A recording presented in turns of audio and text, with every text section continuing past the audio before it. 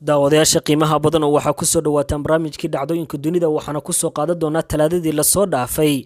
waxaa gabar u dhalatay wadanka Mali oo jirta 25 sano ay dhashay 9 caruur ah oo mataana ah dhacdadan oo noqotay mid mucjiso ku ah dunida haatan aan ku noolnahay Xalimo Ciise oo ah gabadha dhashay 9 caruurta ee mataanaha ee ku dhashay wadanka Morocco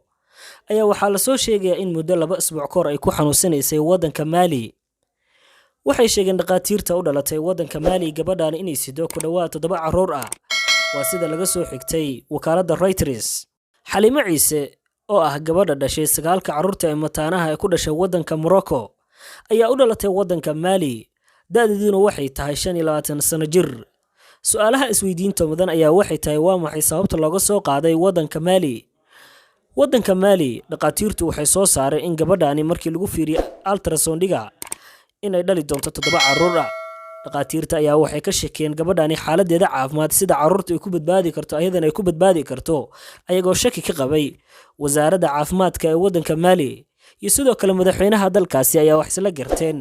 in gabadhani loo weeciyo dhanka wadanka Morocco talaadadii la soo dhaafay oo maanta Arbaca ahayd ka horeysay ayay waxay ku dhashay 9 caruur ay mataana ah